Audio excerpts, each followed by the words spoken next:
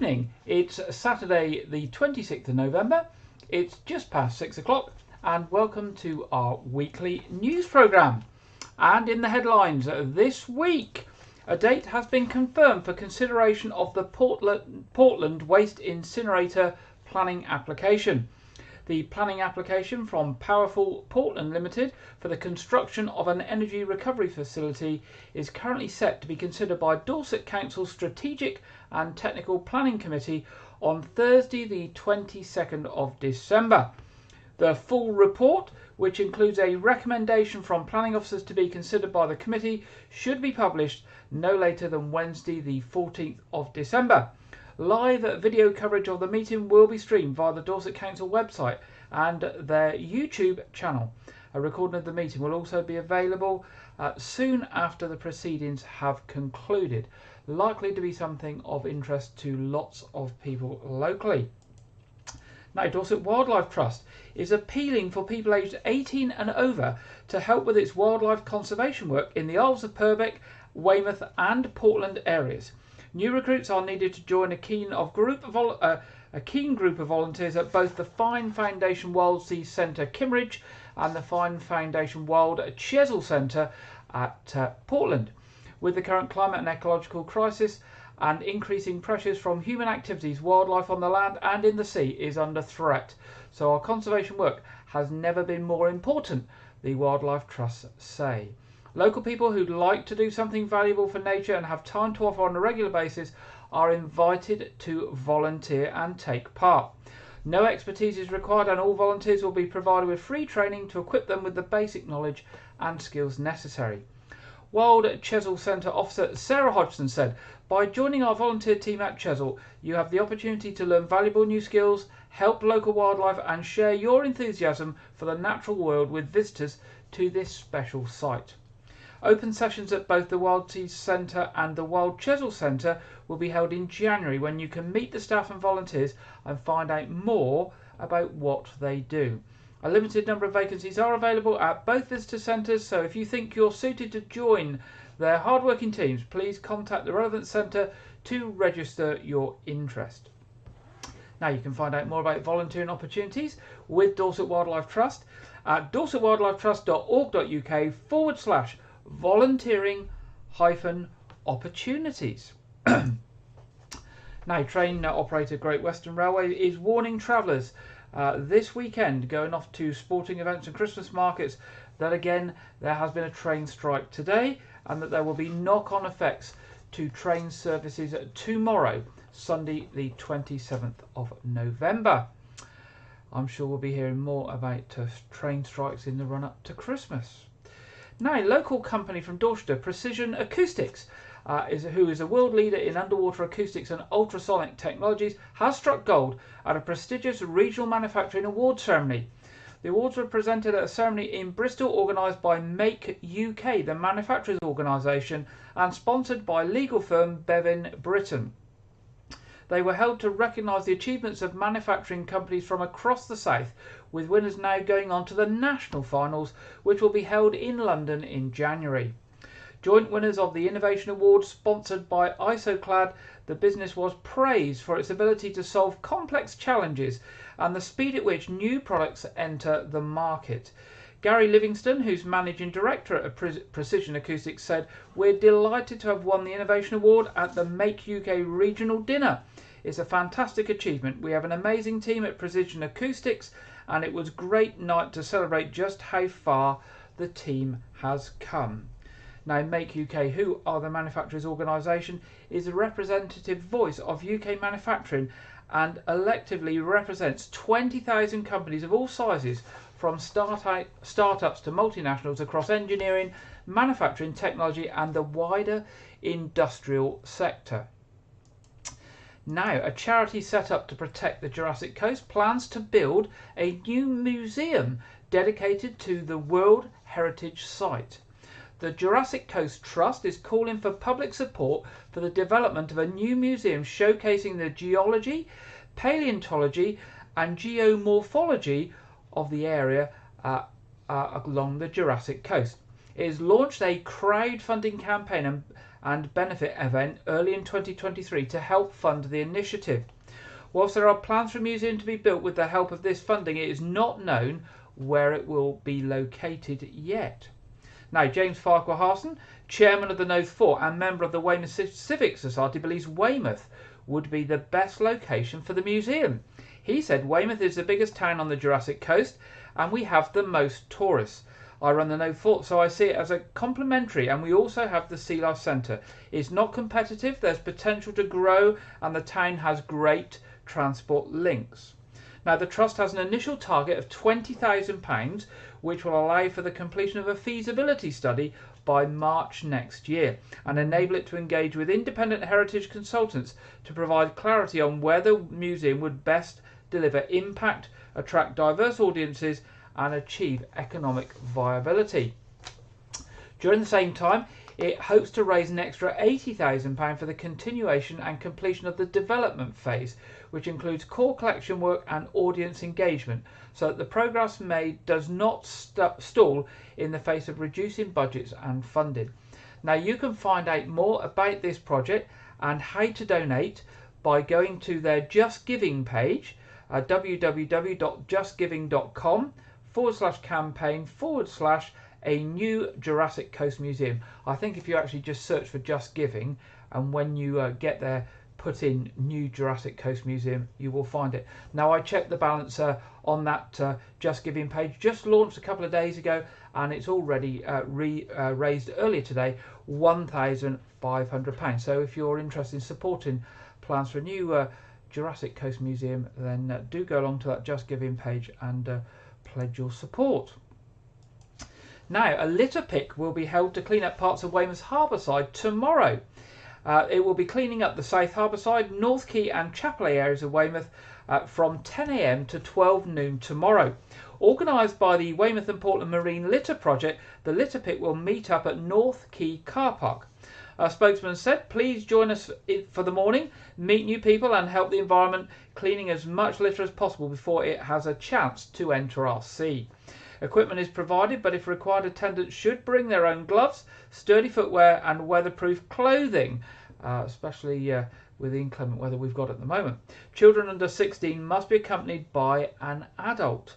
Following the clean-up, the group will meet at the Pirates Keep in the Belvedere in High West Street for complimentary refreshments. Spots can be reserved on Eventbrite.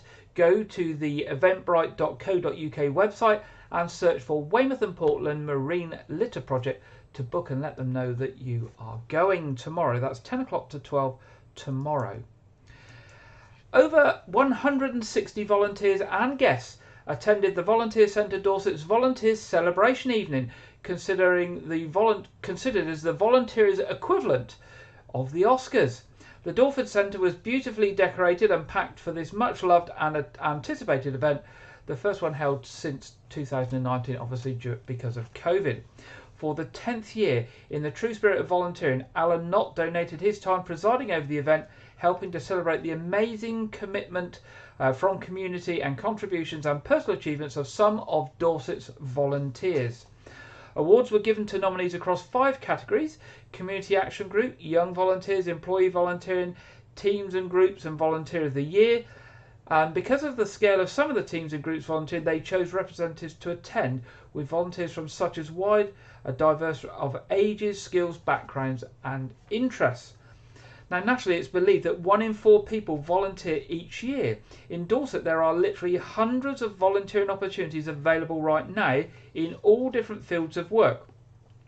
There is something to suit everyone's skills, interests and availability. You don't need to make a long-term commitment because some volunteering is for one-off events and ad hoc tasks. At the moment, with the cost of living crisis, people might be worried about incurring further costs by volunteering, but it is worth knowing that many organisations actually reimburse expenses, especially for travel, so you won't be out of pocket. Now, Volunteering Dorset is that body that coordinates all those volunteering opportunities in Dorset, and it links up people who want to volunteer with organisations who need help and provides training and support for the volunteers. You can find out more about Volunteering Dorset and opportunities available by going to www.volunteeringdorset.org.uk.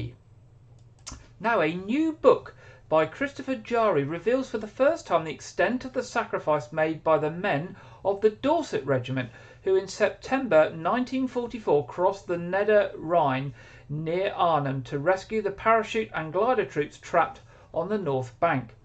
By combining regimental records with survivors' accounts, the lifelong research of Philip Reinders, a Dutch historian who has devoted decades to the Dorset's role in the Arnhem Battle, a team from Dorset Keep Military Museum have been able to identify all those who lost their lives across the river, those who were captured, and many of those who returned safely to the South Bank. Quoting the testimony of more than 60 veterans, this book tells their story. From the first bloody encounter with the SS and Hitler Youth near Caen, through to the relentless campaign of attrition in Normandy, via Arnhem, Gieleckerin, God, there's some difficult words in this one tonight, the Rheinland Forest and across the Rhine to Brennan and beyond, fighting alongside the 7th Hampshires, a fellow territorial battalion based originally on Weymouth. The 4th and 5th Dorset's 11-month campaign cost 484 Dorsets and 270 Hampshire lives. The book's title, drawn appropriately from Thomas Hardy's verse play The Diners, is So Red a Road. Few roads were redder than the one that the Dorsets and Hampshires marched from Normandy to Bremen. This book is a poignant tribute, often in their own words, to their gallant sacrifice. Now it's published on the 1st of December. So Red a Road, From Normandy to Bremen, the 7th Hampshires and the 4th and 5th Dorsets, June 1944 to May 1945, is written by Christopher Jari and is available from the Keep Military Museum, Barrack Road in Dorchester. A nice idea for a Christmas present there for people that like those sort of books on historic events. Now, earlier this afternoon, the big switch on took place in Weymouth, with the Christmas lights being turned on. I think is around about 5 o'clock this afternoon. This year's event will also, or has also, included a special Christmas light art show to accompany the usual ceremony, which the Mayor Anne Weavering conducted when the lights were turned on. Earlier in the day, thousands of people dressed up as elves and attempted to break the world record for the largest mass gathering of elves. Now, we've tried that several times in Weymouth before and have not got quite there. I've been trying to find out in the minutes before I started the programme today whether they achieved it today, but haven't been able to find out, so we will have to share that with you in next week's programmes. They were hoping to get over 2,000 elves together between 3 and 5 this afternoon to break that record, but so we will bring you that news next week. Now, a centenary of entertainment from Wessex Musical Theatre is being celebrated this Christmas. This year's Christmas show will include a diverse array of displays with music and dance from popular classics including Mary Poppins, Jersey Boys, Wicked, 9 to 5, Elton John and plenty of Christmas songs. Held at the Hope United Reformed Church on Trinity Street in Weymouth, tickets to the show will include a glass of seasonal mulled wine or a soft drink. Adult tickets start at £10, while under 16s are priced at £6. And the show will be held from Wednesday, December the 7th until Saturday, December the 10th at 7:30 every evening. There's also a matinee at 3 o'clock on the Saturday. Now, further information on tickets can be found at facebook.com Wessex Musical Theatre. So if you go onto Facebook and search for Wessex Musical Theatre. Now, the important thing is this is an important year for Wessex Musical Theatre, as the society formed in 1921 under the name of Weymouth Operatic Society, with their first performance in 1922. So it's their 100th year this year of performing. Ever since its beginning, the group has produced an annual musical in the Pavilion Theatre and a Christmas show at Hope Church. There are currently over 60 members of varying ages, and they are always welcoming new members. Now, of course, if you're interested in joining them, drop them an email at info@wessexmusicaltheatre.co.uk. Now, moving on, make a difference by joining the Wessex Regional Flood and Coastal Committee. These are the people behind making some of the most important decisions on tackling flooding in Bristol, South Gloucestershire, Somerset, Dorset and Wiltshire, and they need 3 new people to join their ranks. The Wessex Regional Flood and Coastal Committee is a partnership with oversight of flood and coastal erosion risk management. the committee is recruiting 3 independent members who will play a crucial role in deciding local priorities, considering climate change impacts and approving programmes of work. Wessex Regional Flood and Coastal Committee Chair David Jenkins said, "We see the effects of climate change quite visibly in flooding and coastal erosion, and this threat affects all areas differently. You do not need to be a technical expert to represent your community. All you need is an interest and willingness to learn about flood and coastal risk management and the principles of sustainable development. The work is rewarding and you will see tangible results from it." Now, the committee approves the Environment Agency's regional flood spending and programme of works. It raises a local levy and works with other organisations to encourage investment and innovation to help communities in need of flood and coastal erosion solutions. The committee is supported by the Environment Agency and its members are appointed by local authorities alongside independent members with different areas of focus. Now, 2 of the vacancies are for members to represent general interests, and the 3rd vacancy is for a member to represent water and utilities from the 1st of April 2023. To apply, what you need to do is send a copy of your CV and a covering letter to Wessex RFCC, that's Wessex RFCC, at environment-agency.gov.uk by 12 p.m. on Tuesday the 6th of December. Now, drivers are being warned of road closures in Weymouth. High West Street in Weymouth will be closed from its junction with Boot Hill to the new road junction near the Old Town Hall so that utility works can go ahead. The work is being carried out by BT Openreach and will see a 200-metre section of road closed from December the 16th until the 20th. The closure will be effective between 8 a.m. and 5:30 p.m. each day. A diversion route will be in place. Now, there are other works going on around the town in Wyke, Regis, Portland and Weymouth for the installation of fibre optics by Jurassic Fibre as well. And these are seeing a disruption to some traffic, with traffic lights being put in place and works incurring on the carriageway. And all of these works, both by BT and Jurassic Fibre, are to upgrade the networks to give people the opportunity for faster internet speeds in the locality. Now, Weymouth Town Council has this week launched a new Youth Town Council. Weymouth Town Council has set up the brand new Youth Town Council, and it held the first event yesterday evening for secondary year groups in years 9 to 13 to go along and find out how to get involved in the local council.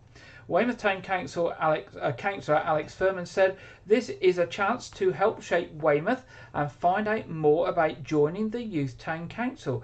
Young people's opinions matter and we want to build a platform for them to be heard."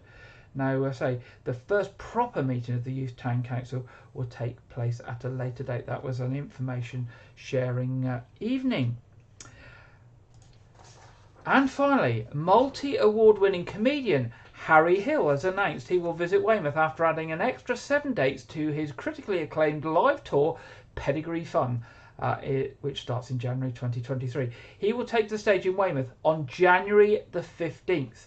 Pedigree Fun will see Harry triumphantly return with his first solo tour since the critically acclaimed sellout tour Sausage Time in 2013, with brand new jokes in an all-singing, all-dancing, one-man spectacular. Audience will meet Harry's new baby elephant, Sarah, and Ian the information worm. Harry Hill says, I hadn't realised how much I missed performing live until lockdown stopped me from doing it. It's great to be going back on stage, and the good news is I'm planning a very silly show." Harry will also be joined by Stuffer the cat, who added, "What can I tell you? When Harry calls you, say yes, end of." With 3 BAFTAs, 8 British Comedy Awards and a Perrier Best Newcomer Award to his name so far, comedian, presenter and author Harry Hill is one of the UK's best loved, most respected and inventive entertainers. He was born in Woking in 1964, good year, I was born in 1964 too, grew up in Kent and lived as a teenager in Hong Kong. He trained as a doctor, holds a medical degree from the University of London and is still registered as a medical practitioner. There we go, Harry Hill. If you like a bit of fun, 15th of January in Weymouth. Now, that's the end of our headlines this evening. Now, we mentioned in our headlines the Jurassic Coast Trust, and the Jurassic Coast Trust wish to open a museum along the Jurassic Coast. Now, the Jurassic Coast covers 95 miles of Dorset and Devon coastline, with 185 million years of the Earth history in the local rocks. Now, we're firmly in the middle of the Jurassic Coast here in Weymouth and Wyke, Regis and Portland, and we thought tonight we would share with you an article on the geology of Lulworth, presented by Dr. Chris Redman from the Jurassic Coast Trust. So here we are, Dr. Chris Redman on the geology of Lulworth.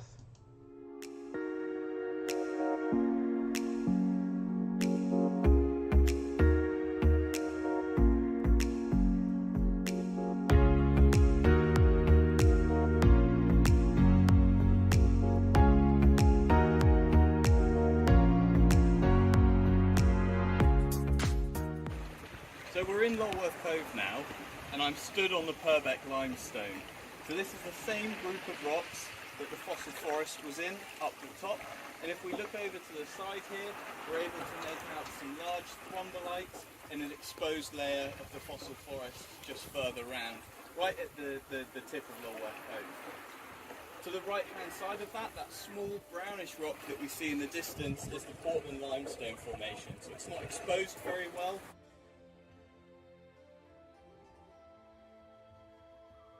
The Portland limestone is the hardest layer of rock exposed in Lulworth Cove. And before the cove looked as it does today, it formed a barrier to protect this area of land from the sea. Now over time, that begun to erode, break apart, and the sea would enter Lulworth Cove. Behind the Portland limestone is a series of progressively weaker and softer rocks. Something like the green sand or the Wealden clay is very vulnerable to erosion. And as soon as the Portland limestone formation is breached, the action of waves, particularly over the winter and during storms, would have eroded the cove and formed what we see today.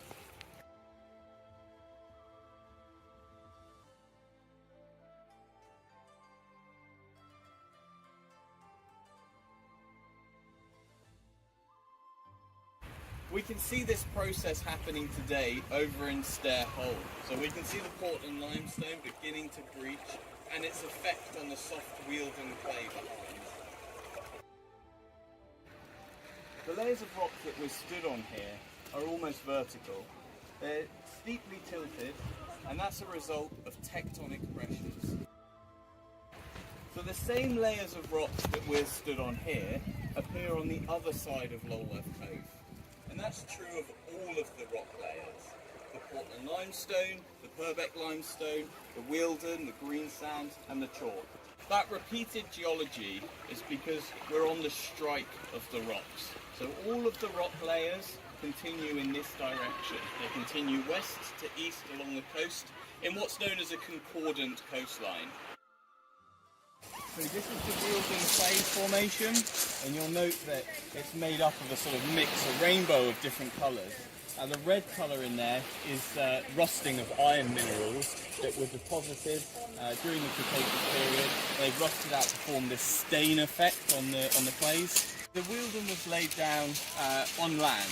It was deposited by a series of fast-flowing rivers, and that's why we'll see a lot of pebbles, a lot of small stones mixed in amongst the clays, the sand and the silt. The green sand marks a return to shallow marine conditions following the terrestrial Wealden clay. So the green colour, this really striking green colour, is formed by a mineral called glauconite, and the chalk is the final layer of rocks, the youngest rocks exposed here in Lulworth Cove. So they mark a return to fully marine conditions, and these white layers are built up of millions and billions of tiny organisms known as coccolithophores.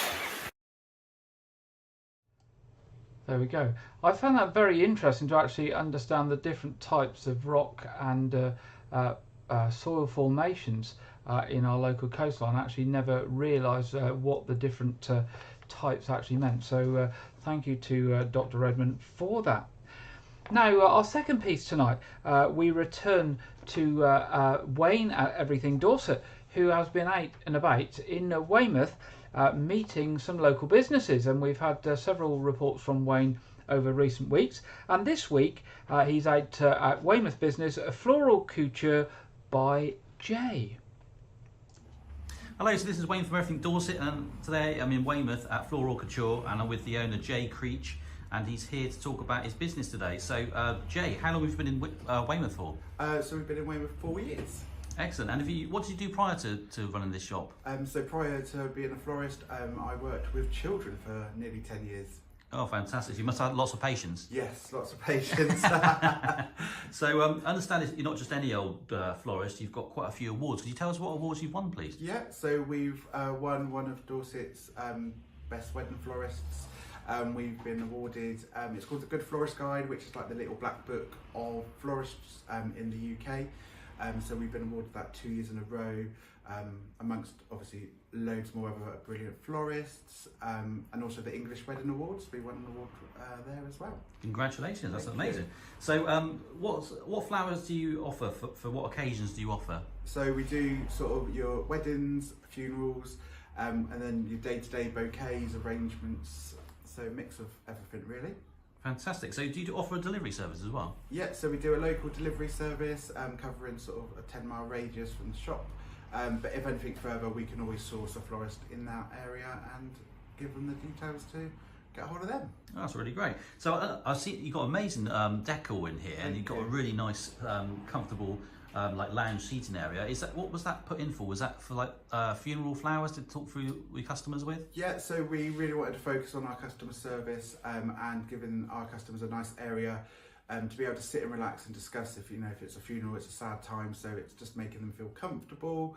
And again, for weddings, more happy times, we can just sit and actually have a good conversation and relax with them and get to know them. That's amazing. That's a really good idea and really puts the customer at ease. So what have you got planned here for Christmas, Jay? So lots of exciting things always happening at Christmas down here. So one of the main things will be our big Christmas window display, which is always very popular. That's under top secret at the moment, but that will be put in soon. And then we've got lots of wreath workshops. We've got Christmas extravaganza as well, where we're showing our Christmas collection that we've designed, amongst other things as well. Oh, brilliant! So the wreath working workshops at Christmas, they're for adults, is that right? Yeah, that's correct. And for complete beginners? Yeah, complete beginners, or people who have done it before. It could be everyone and anyone. Oh, brilliant. And so if you wanted to book one of the workshops, would you book that online, or would you phone yourself? Or? So yeah, you can go online and book that, or you can give us a call and we can let you know the availability. And that applies to the ordering the flowers as well? Yeah, exactly. Yeah. Great. And Jay, tell me, have you ever had any famous customers you've dealt with? A few that I probably can't mention, but we spoke to their people and their people. But we did do an event with Binky from Made in Chelsea, which was really good, and worked with some other sort of local suppliers who worked on that as well, so that was good. Oh, well done, well done. So if somebody wants to order some flowers online or a workshop, what's your website address, Jay? So our website is www.floralcouturebyj.co.uk. And you're available on social media as well? Yeah, so we're on Facebook and Instagram. That's about all I can manage, really. Tech's not my biggest strong point, but that's not what you come here for, I suppose. You're here for flowers. It's flowers, yeah. Yeah, exactly. So it's been really great talking to you today, Jay, and I wish you a very happy Christmas. Thank you, yes, Merry Christmas. Thank you to Wayne from Everything Dorset and Jay there from Floral Couture by Jay. And I actually went past Jay's shop today, earlier today, and that Christmas display is actually up in the window, and it is something else. Jay is really, really good with his floral designs and his displays, so do pop by, look at his window if you don't even need to buy any flowers, but obviously contact him if you're after something special to give somebody at Christmas. Now it's that time in the programme where we go over to Andrew Wright for this week's film review and preview. Welcome to Wyke Regis TV film review and preview. I'm Andrew Wright. Last week was the streaming debut of Spirited on Apple TV+. Spirited is a modern-day retelling of Charles Dickens' novella A Christmas Carol, but done as a movie musical. The film stars Will Ferrell as the Ghost of Christmas Present, who picks the wrong Scrooge when he tries to redeem the unredeemable Clint Briggs, played by Ryan Reynolds, leading him to have a crisis of identity and faith. Now, I didn't particularly have expectations for this film, as this kind of film could have easily gone wrong, but I really enjoyed it. I found that the musical numbers were really well done, and the film definitely provided the emotional edge that it needed to succeed. I also quite liked how, according to the film's mythos, the original Christmas Carol story actually happened. Like, Ebenezer Scrooge was a real person. So I also felt like felt that Ryan Reynolds and Will Ferrell gave excellent performances as the lead characters. So I gave this film 4.5 stars out of 5. This weekend, the final entry in the Marvel Cinematic Universe's Phase 4 begins streaming on Disney Plus in the form of the Guardians of the Galaxy Holiday Special, a Christmas special that takes place between the Guardians' last appearance in Thor: Love and Thunder and sets up their next appearance in 2023's Guardians of the Galaxy Volume 3. The special features the return of the cast from the main Guardians films, including Chris Pratt, Dave Bautista, Bradley Cooper, Vin Diesel and Karen Gillan, and introduces Oscar-nominated Bulgarian actress Maria Bakalova from the Borat sequel as Cosmo the Space Dog ahead of Guardians 3. The special revolves around the Guardians celebrating Christmas, with Drax and Mantis heading to Earth to kidnap 80s actor Kevin Bacon so that he could be a Christmas present for Peter Quill. The special so far has mostly positive reviews and is streaming this weekend. Be sure to check it out ahead of the third film's release in May. This week, tickets were put on sale for the new Avatar sequel titled The Way of Water. The film takes place more than a decade after the events of the last film and tells the story of the Sully family, the trouble that follows them, the lengths they go to keep each other safe, the battles they fight to stay alive, and the tragedies they endure. The film features the cast of the original movie, Sam Worthington, Zoe Saldana, Stephen Lang, and Sigourney Weaver, and features the addition of Kate Winslet to the cast. The film is released on December 15th and tickets are already on sale, but be warned that the movie is 192 minutes long, which is 3 hours and 12 minutes. However, the fate of the film series rests on people buying tickets to go see this movie, as James Cameron has said that Avatar 3 will likely be the last one if The Way of Water does not perform well at the box office, with Cameron claiming that the movie needs to gross over $2 billion to break even, amidst film industry controversy about the necessity for box office figures and the role it plays in the modern film industry. So make sure to go check it out. Go check out this film this holiday season and take the whole family if you want to see Avatars 4 and 5. That's all I have for this week, but be sure to check back next week where I will preview the new movie Violent Night as well as review the Guardians of the Galaxy Holiday Special. Now back to Gary in the studio. Thank you very much, Andrew. And I think if you're going to see that Avatar sequel, then you perhaps need to take some cushions with you. 3 hours, 12 minutes. Quite a long film, unusually long. But as Andrew said, the future will depend whether they make any more on whether people actually support this one. Now, bearing in mind we've just had our film review and we're in the run-up to Christmas, there's lots of Christmas movies coming out, and I'm going to share one with you now. It's called A Christmas Mystery. 100 years ago, a strip of Santa's magical jingle bells were discovered by a young boy in Pleasant Bay, Oregon, bringing about a century of prosperity and peace for the small town. Now, just days before Christmas, the bells, the lifeblood of the town, are missing, and it's up to a group of intrepid kids to solve the case, find the bells and restore the Christmas magic to Pleasant Bay and its citizens. So here it is. It's called A Christmas Mystery from Warner Brothers Pictures. This year marks the 100th anniversary of our town finding the bells. How can those be Santa's bells when there's no such thing as Santa? Of course there's really a Santa, right, Mr. Martin? There will always be non-believers, but don't let them rob you of your Christmas spirit. Somebody stole the bells. Yes, ma'am. Are you going to cancel the ringing of the bell celebration? Absolutely not. The great town of Pleasant Bay represents the joy and spirit of Christmas. Sheriff, found this in the garage. George Bottoms. Wait a minute, guys. Under arrest. My dad didn't do this, Violet. You're the smartest person I know. You have to help us. Means, motive, opportunity. This is what my dad does at work. It's how he decides on possible suspects. We have to find another person who has all three of these things. You don't seriously think you can solve this case, do you? Why not? For starters, you still sleep with a stuffed animal. These are our suspects. Maybe I should make this girl the new sheriff. Are we gonna need detective stuff?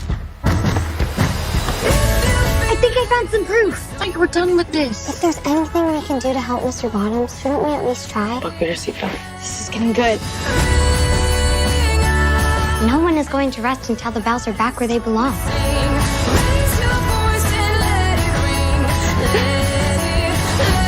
Dad, I have a Christmas wish. What is it? I want Mr. Bottoms to be home with Kenny for Christmas. We have to find out where it goes. I don't think that's a great idea. Man up, Kenny. That's sexist.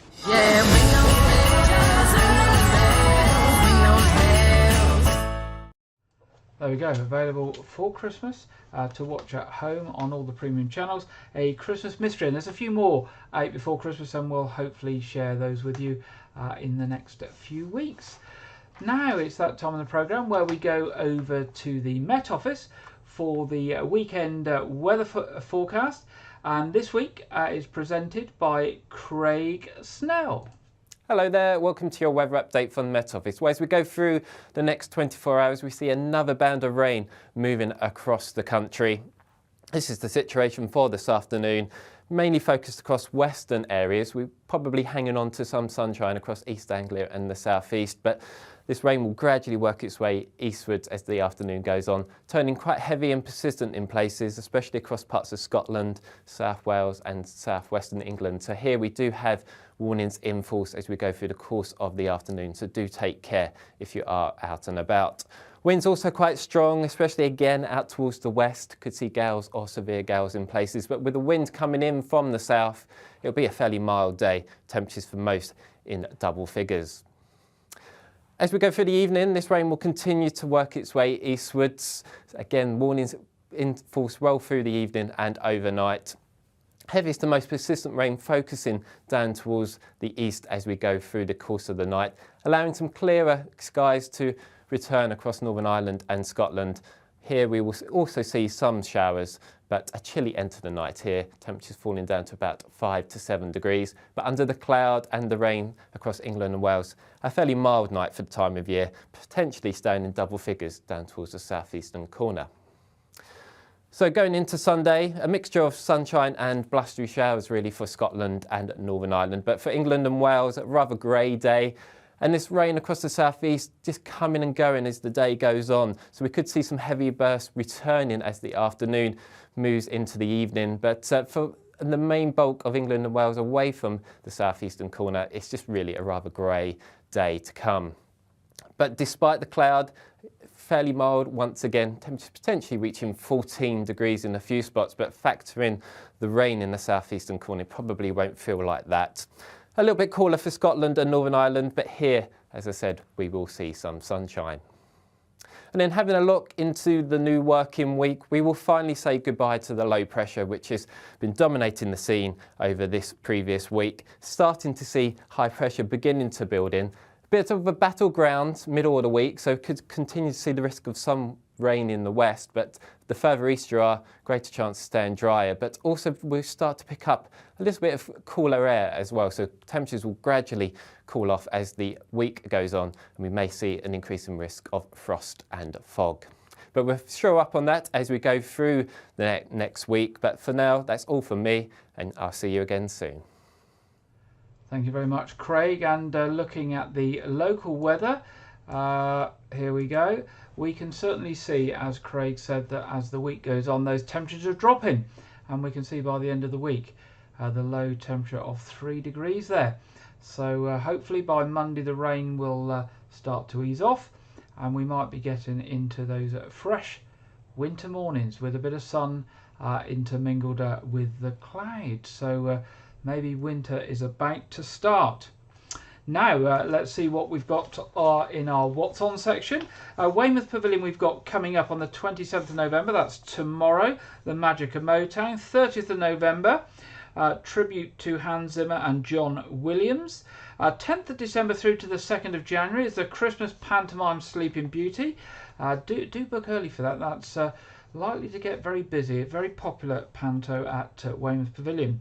Box office is online at weymouthpavilion.com or on the telephone 01305 783 225. Now, tomorrow at the Nose Fort, we've got those mischievous elves back at the fort, and they are there next weekend, the 3rd and 4th, the following weekend, 10th and 11th, and the final weekend before Christmas, the 17th and 18th of December as well.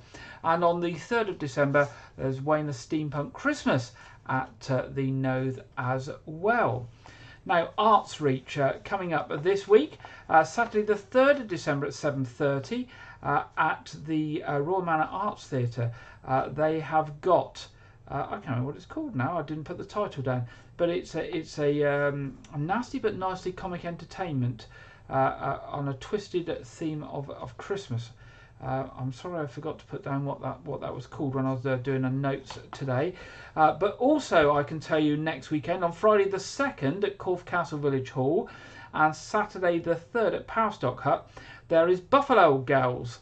As well as their humour and joyful rapport with the delighted audiences, have made this old-time country and bluegrass six-piece band one of the most sought-after acts on the American roots-inspired UK music circuit. So it's a traditional American bluegrass music, singing, dancing. That's Buffalo Girls at Corfe Castle Village Hall on Friday 7:30 and Powerstock Hut Saturday 3rd of December. Of course, information on those, and to find out what the other one was that I forgot to write the title down on, that's at Royal Manor Arts, Royal Manor Theatre, sorry, go along to the Arts Reach website and all the details will be there for you. Now, coming up in Wyke, 3rd of December, 7:30 in Wyke Regis Memorial Hall, the Portland Coves, with the concert before the fair. And obviously the following day, Wyke Christmas Street Fair from 12 noon to 4. Friday the 16th of December, Christmas Carol concert in All Saints Church with Weymouth Concert Brass. And Sunday the 18th of December, traditional church Christmas Carol service with the church choir, 6 p.m. Now, tickets for the Coves and I think the Weymouth Concert Brass are available on the parish website, www.parishofwykerigis.org.uk/events. And don't forget to remember Wyke's Christmas Fair on the 4th of December. The village will all be shut off in the centre there, so you won't be able to drive through. But there's usually food stalls and Christmas presents and fundraising stalls there. There'll be music. There's a massive grand draw, and I think the top prize is a holiday in Cornwall with some spending money as well. So tickets are available around the village, and they will be available at the fair on the day. Now, tomorrow, church services in Wyke Regis are 8 o'clock at All Saints Church, 9:30 again at All Saints Church, 11 o'clock at St Edmund's Church, and then back at All Saints Church Wyke for 6 p.m. for the Advent Service of Light, that first service of the Advent and Christmas season, marking the start of Advent and the lighting of the Advent calendars. And of course, tonight, our quiz programme, 7:30. All are welcome. Our feed goes live about 7:15, 7:20, so you can find it. But that's a free Saturday evening quiz for anybody who wants to join it. And of course, if you don't join it live tonight, you can always watch it on catch-up during the week. Now, turning to traffic and travel. As we said earlier, rail strikes again today, so there will be disruption to Great Western services tomorrow. On the South Western Railways line, there is a bus replacement service from Basingstoke, Eastleigh and Southampton this weekend. And GWR, where it is running tomorrow, there are amended services in the Westbury area. So if you're going from Weymouth area or Dorset onto the Westbury line, there are amended timetables. Now, major roadworks this week, quite a lot on this week. Chaffees Avenue still ongoing, bridge work still ongoing, but roadworks in Sycamore Road, Celandine Close, Nottington Lane, Canberra Road, Emmerdale Road, Abbotsbury Road, Westhill Road, Broadmeadow Road, junction of All Saints Road, Camp Road and Wyke Road in Wyke Regis. And I think that one's likely to cause a bit of chaos. That's going to be three-way lights, I think. Now, a lot of these works are for installation of fibre networks, either for BT or Jurassic Fibre, and we're going to see these ongoing works for I think the next few months while the fibre network is put in throughout Weymouth, so that people can have higher speed fibre internet at home. Of course, to make it available to everybody, all the cables have to be run through every street. Some of those streets have got ducting and poles in place that can be used, and others need trenches put in and cables laid in. So there will be ongoing disruption, but I'm assured it will all be worthwhile in the end. Now that brings us to the end of this evening's programme yet again.